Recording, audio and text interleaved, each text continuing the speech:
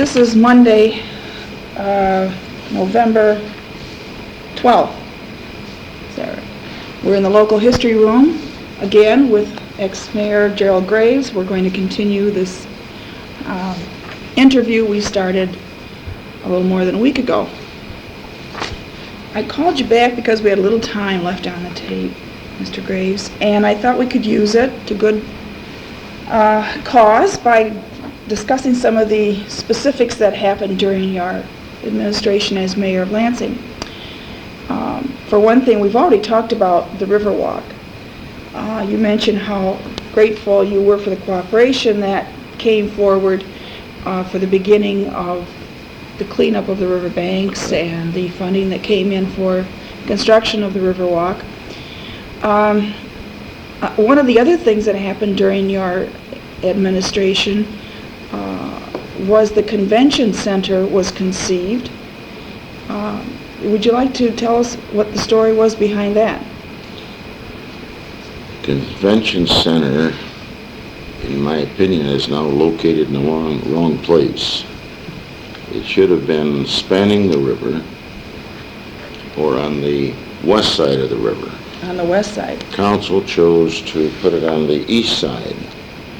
Mm-hmm. We had an individual that had commitments for 26 small shops along Michigan Avenue and the area going from Michigan Avenue to the city market. And the parking would have been on that side.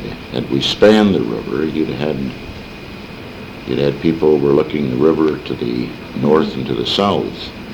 Or if it was on the west side, mm-hmm. we would not have had the walkway going from the hotel all across the river. That's about $1 million we would have saved right there. Mm-hmm. It was a battle on the layout. We recommended kitchen facilities. We have no kitchen facilities. Mm-hmm. The Civic Center will now be sold. It conceivably will be torn down or it will be turned into something else by private developers. Mm-hmm. We'd recommended keeping the property to the east and putting up a hotel with parking underneath the hotel. I see. And then we'd had the use of the Civic Center, either a state government or someone, mm-hmm. Convention facilities in general. Neither one of those things worked out that way, but the Civic Center now will be gone and the new center will be in operation. Most people have no realization that the facilities run at a loss of about $1 million to $1.2 million a year, and the costs are high. We had recommended years and years ago that the operation be put under a private firm. The way it is, you use city employees, and if they have no conventions or meetings, mm-hmm. they're still paid with nothing to do. Mm-hmm. Had it gone under private, we'd had an opportunity then to draw in people for setups, Golden Gloves, table convention for banquets and whatnot. Those things didn't materialize. Those were some of the disappointing things that took place. Mm-hmm. You say there were battles over that? Yes, there were internal fights and within the council and the mayor's office, mm-hmm. planning department. There were good things that happened. The city charter was adopted under my administration. Yes, I see you've brought a copy of the brochure. It was, the report was dated June 7, 78 for a vote August 8 of 78. The charter takes the split situation of the council and the mayor and puts it into a finer point where the administration is under the mayor, legislative is under the city council. And that's the way government should be operated. Mm-hmm. Some people have had the commission form of government, but that ends up in a political fiasco in that mm-hmm. you might have 5 commissioners. One commissioner will handle public safety, police and fire and so forth. One would handle parks and recreation, so it's a mixture. Another would handle public service, streets, snow removal. It's a mixture again there of administration and legislation. Not a good situation. Mm-hmm. And the commission forum started off with a big blast, but it ended up with very few cities operating it now. The city manager forum is for cities smaller than Lansing, 50,000, 40,000, and so forth, where you bring an expert in or some expertise as city manager. You still have a mayor and a council. The situation works well in smaller communities, but the new charter here provides a separation of the legislation and the administration and the executive powers. That makes for a better form of government. Yeah. Were you planning to leave a copy of that with us today? Or? Yes, ma'am. Okay, good. We can add that to the file. Thank you. What about the CATA, Capital Area Transportation Authority? Just for the record, would you outline the comings and goings of that enterprise? The old city bus system literally went bankrupt. So we formed the CATA system, and then we eventually got legislation provided a tax for that system. CATA is running very well. It's a good system and badly needed, and most people, unfortunately, will never give up the automobile to take the bus. We had hoped that a lot of people would give up the buses or give up the automobile and take the buses, but that hasn't happened. It's a loser in a way because you must use tax money to keep it afloat. But for senior citizens, average individuals with no real income, people making a trip with no automobile, CATA is a savior. I've watched them take the bus out to the Lansing Mall.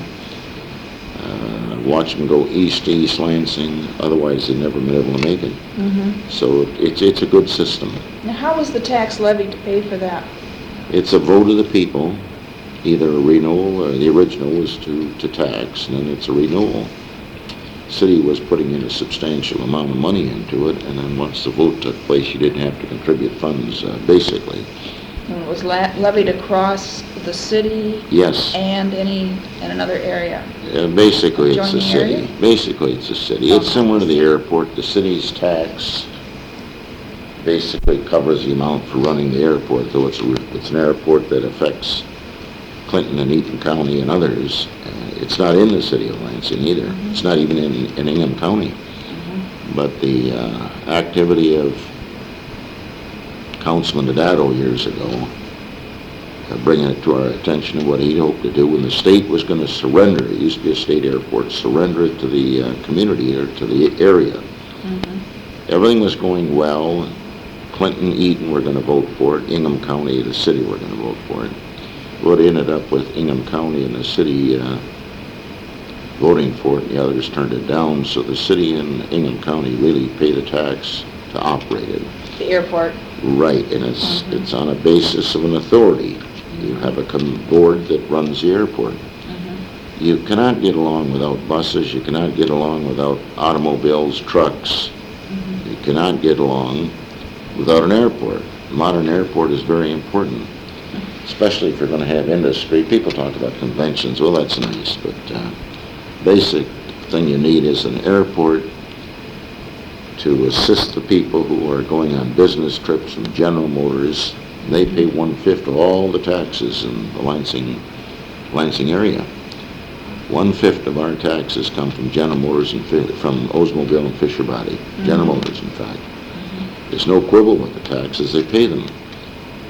When you think of the school tax and the city tax and the county tax, all the things that go into it, they don't quibble, they pay it, and that is the break. But that airport is a very, very important thing.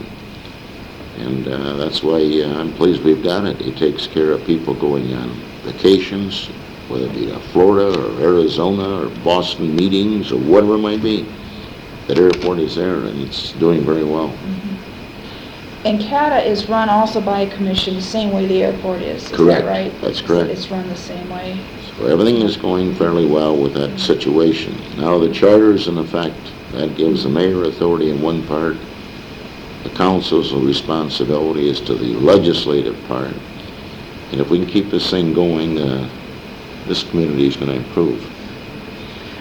I think they've already noted an increase in usage of the Lansing Airport, Capital City Airport, Very much so. recently. Very much so. Which is good. Okay, well, there's one other subject that stands out in that period, and that, of course, is the urban renewal and the clearing of some of the land in the city that was intended for redevelopment. One of those places was the 100 block, East Michigan and Washington, and another was the old Diamond Reel site. A lot of changes in those two sites since you were mayor, but they were controversial while you were in office, is that right? Any change is controversial, no matter what the change is. There's somebody for and somebody against. Had we had the Diamond Reel approval immediately from the legislative body, we would have had other industry in. It wouldn't have taken a long time in developing. We didn't have that. And this is one of the struggles you get. There was a group on the near east south side, opposed anything to do with Diamond Reel. The buildings were old, they were junk, they were detriments.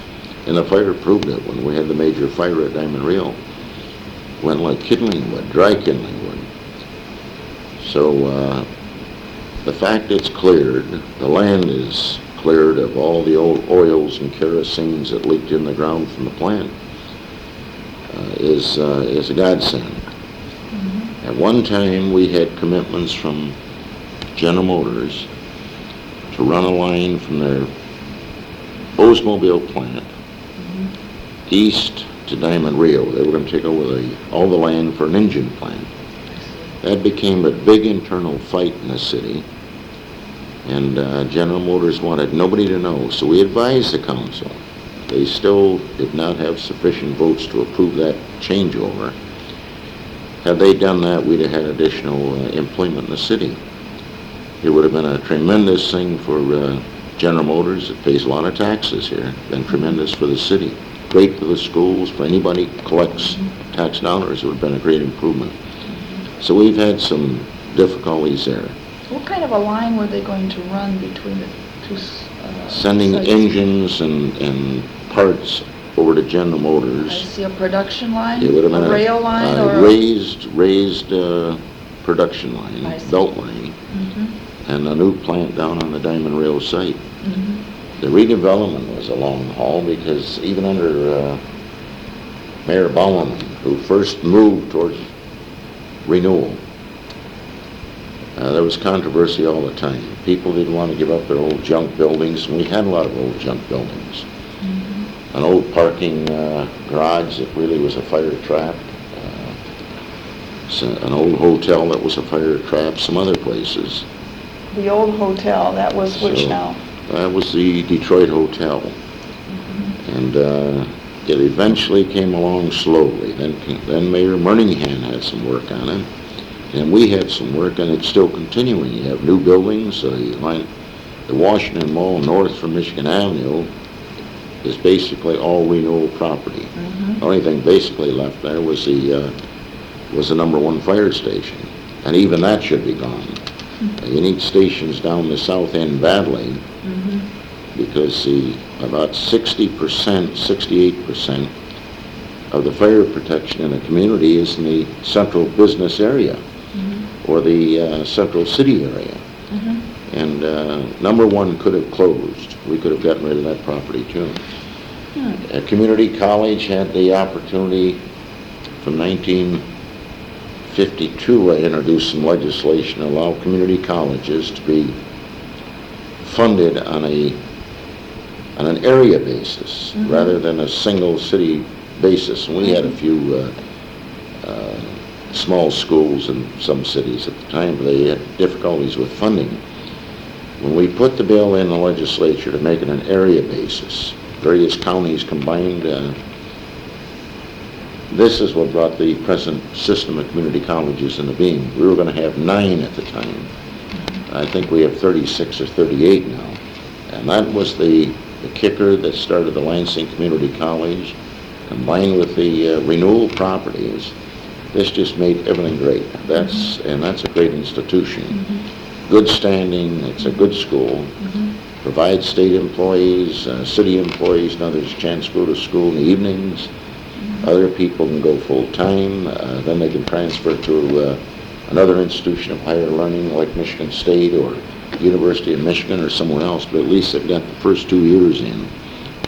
And that for the community is, it's one of the great things. I'm just proud as proud can be of that, because it says to the average person, you don't have to pay the high tuitions of the other institutions of higher learning for the 4-year courses. You get 2 years in at a low, basically low book rate, tuition rate. Then you can struggle those other 2 years. So the average person, whether he be a factory worker or a young lady working in a store downtown, an opportunity to go to community college and pick up those 2 years of education.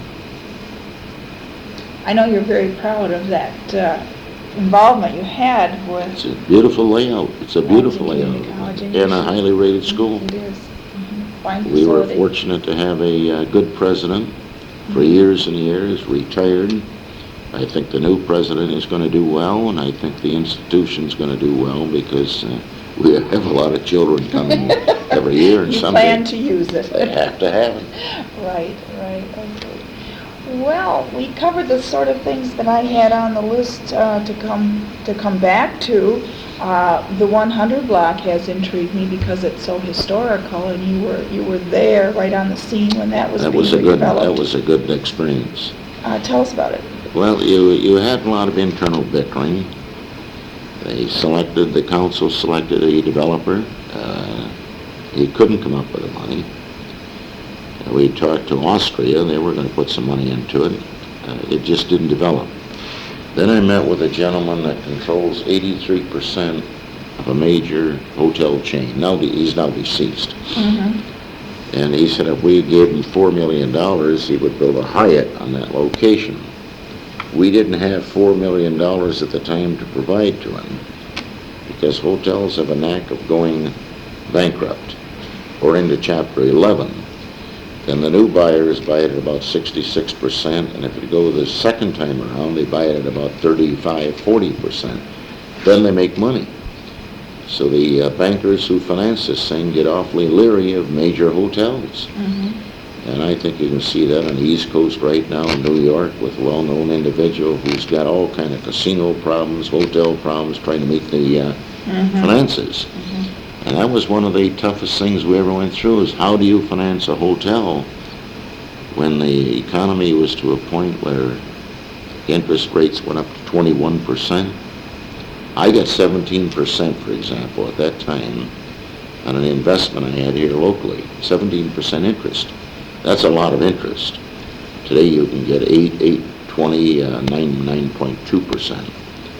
And had we had that fall of low interest rates, that hotel could have gone years before it went. Mm-hmm. But the fact that the lands were purchased, the buildings were cleared, the junk was removed, it does make for a nice city. And if one walks that river walk or goes into the little park downtown, you can see all the differences that have taken place. Mm-hmm. And what you have in life is a lot of memories are important. People sort of ignore that.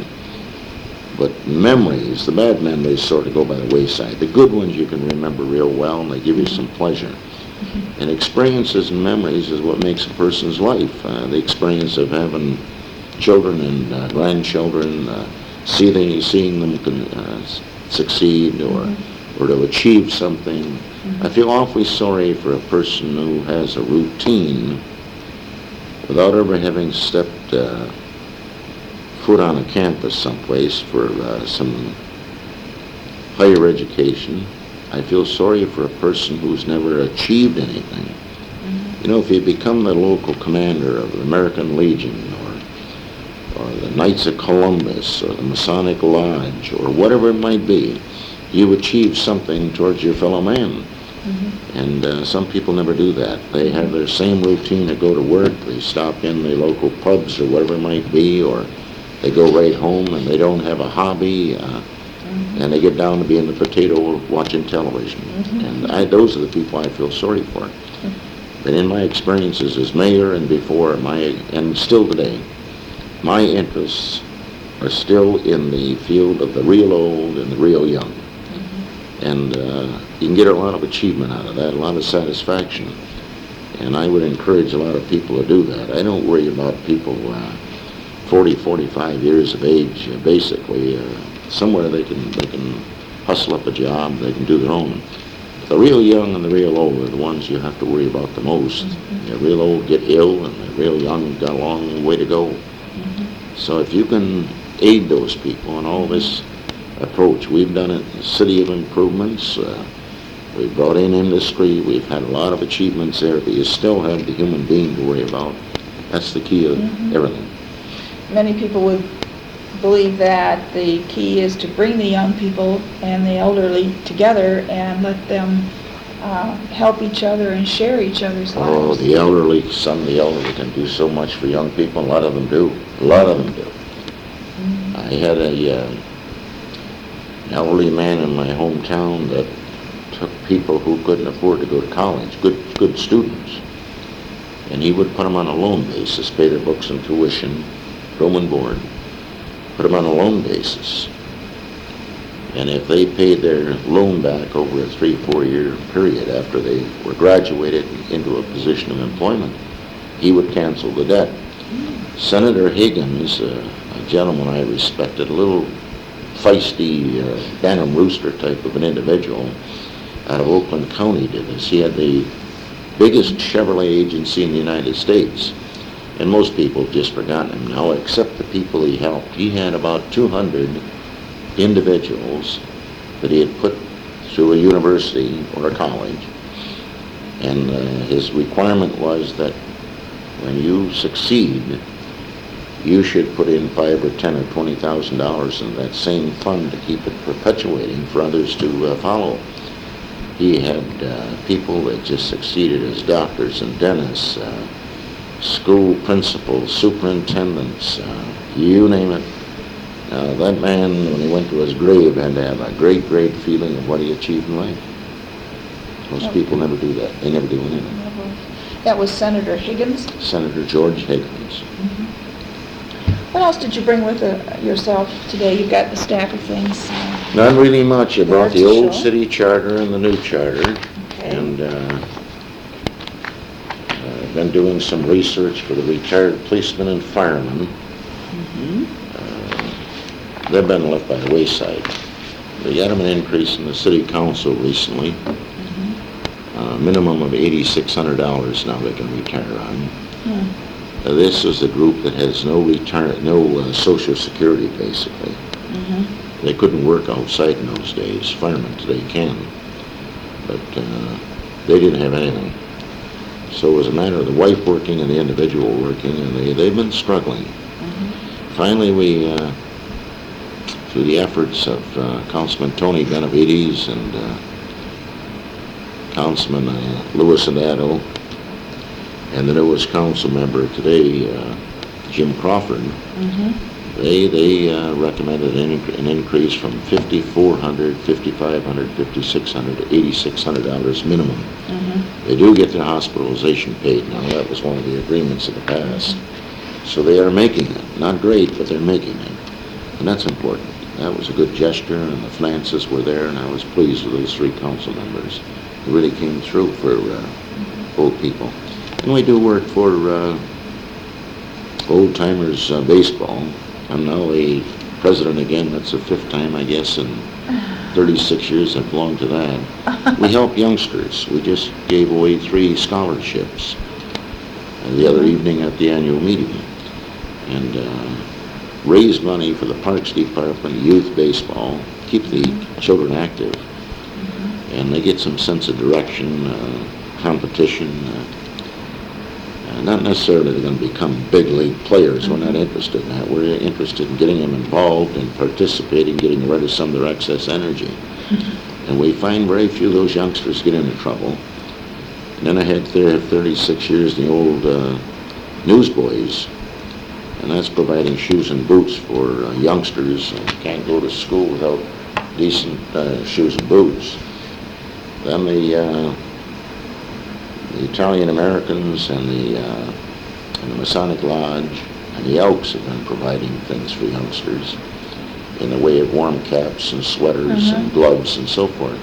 So a combination of groups have done something decent, and I think it's very important that you participate in that type of thing.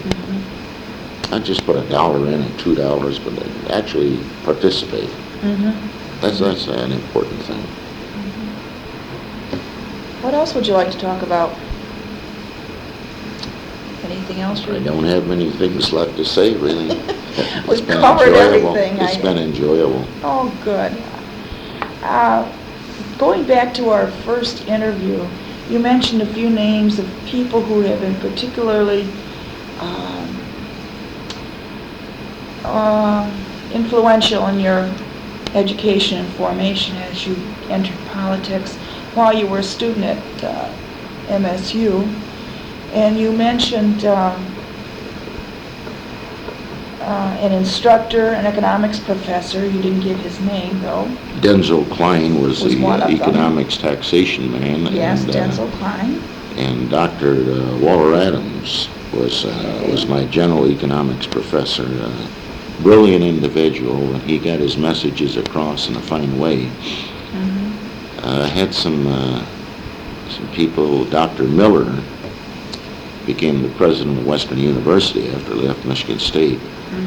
A great individual and with knowledge of politics, campaigns, and so forth. That was James, I think. James Miller. We spent hours discussing politics and on running and whatnot. And you can see the changes here today with Governor Blanchard just being defeated. He was going to win by 20 and more points in the election, the so-called pollsters and news reporters said.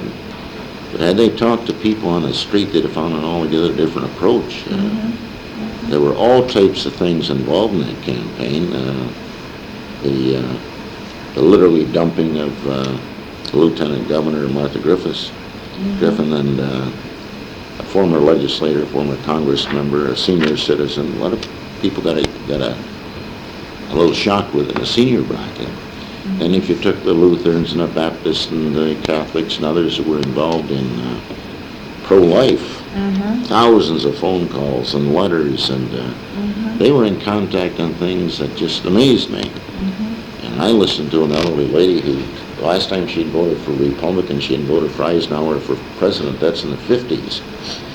But her issue was the right to life. Each one had a reason that they voted differently. I talked to a lot of General Motors Fisher Body employees that voted Republican. An amazing thing, and yet the pollsters was talking about something altogether different. Wayne County turned a fair vote out. Detroit turned out a terrible vote. Sure. So when you look at the thing, there were no big surprises, and yet the newsmen had all this time predicted a 20% victory.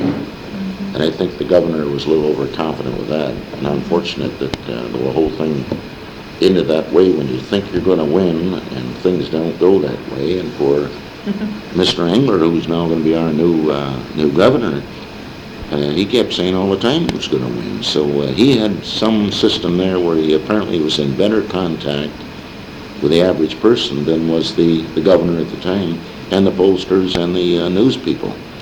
So these things are it's a lesson.